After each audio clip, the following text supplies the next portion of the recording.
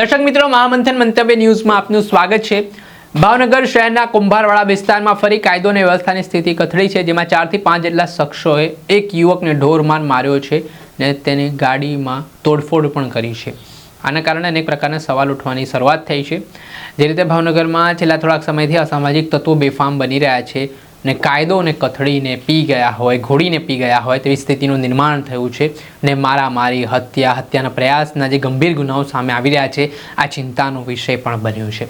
ત્યારે ગઈકાલે રાત્રિ દરમિયાન આ કુંભારવાડા વિસ્તારમાં પ્રકારની ઘટના સામે આવી છે, જેમાં કેટલાક તત્વો દ્વારા આ જે યુવક હતા તેમને મારવામાં આવ્યો છે ને ડરનો માહોલ છે તે વિસ્તારમાં ઊભો કરવામાં આવ્યો છે।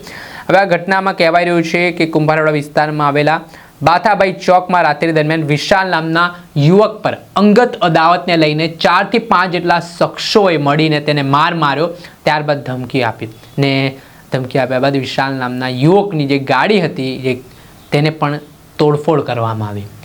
આ ઘટનાના પગલે વિશાલને તાત્કાલિક સારવાર માટે ભાવનગરની સર્ટી હોસ્પિટલ ખાતે ખસેડવામાં આવ્યો ને આ મામલે સ્થાનિક પોલીસ સ્ટેશનમાં હવે આ ઇજાગ્રસ્ત યુવક છે તેના દ્વારા ફરિયાદ પણ આપવામાં આવી છે, જે મામલે પોલીસ હવે કાયદેસરની કાર્યવાહી હાથ ધરી છે।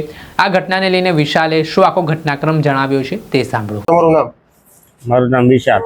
હા, રહેવાનું કુંભારવાડા 4 નંબરનું। શું થયું આજે?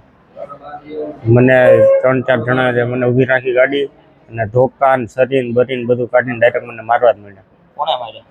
એક હતો રોહિત નામ હતું, એક બલ્લી નામ હતું અને બીજા 3-4 જણા હું બેભાન થઈ ગયો એટલે મને ખબર નથી નામ એટલા પણ ક્યાં કારણસર મારવામાં આવ્યા?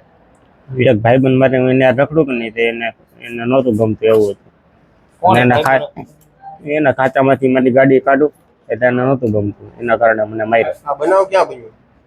આ બનાવ બાથાભાઈને ચોકમાં પાડે છેલ્લે।